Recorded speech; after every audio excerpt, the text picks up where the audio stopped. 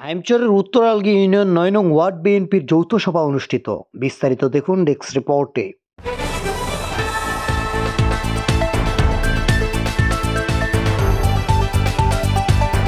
চাঁদপুরের হাইমচর উপজেলা ২ নং আলগী দুর্গাপুর উত্তর ইউনিয়নের ৯ নং ওয়ার্ড বিএনপি ও অঙ্গ সহযোগী সংগঠনের যৌথ সভা অনুষ্ঠিত হয়েছে।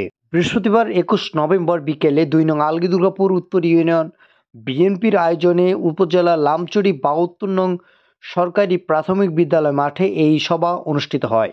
এতে ওয়ার্ড বিএনপির সভাপতি আব্দুস সালাম তালুকদারের সভাপতিত্বে ও উত্তর আলগী ইউনিয়ন বিএনপির সিনিয়র যুগ্ম সাধারণ সম্পাদক খলিলুর রহমান পাটোয়ারির পরিচালনায় প্রধান অতিথির বক্তব্য রাখেন হাইমচর উপজেলা যুবদলের আহ্বায়ক মোহাম্মদ জহিরুল ইসলাম মাঝি।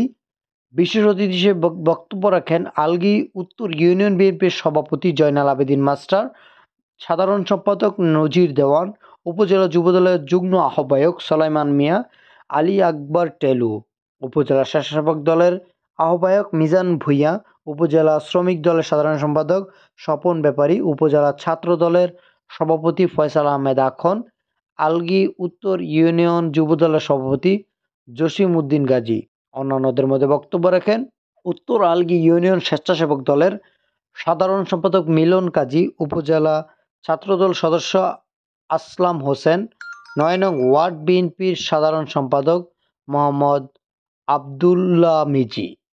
এ সময় উপস্থিত ছিলেন উত্তর আলগী ইউনিয়ন যুবদলের সাবেক সভাপতি ও ইউপি সদস্য মোহাম্মদ ফারুক গাজী, উপজেলা মহিলা দলের সাবেক সাধারণ সম্পাদক ইউপি সদস্য রুনু বেগম, উপজেলা যুবদল নেতা মোহাম্মদ সাদাত হোসেন রিপন, উত্তর আলগী ইউনিয়ন যুবদলের যুগ্ম সাধারণ সম্পাদক ফারুক গাজী সহ বিএনপি ও অঙ্গ সহযোগী সংগঠনের নেতৃবৃন্দ।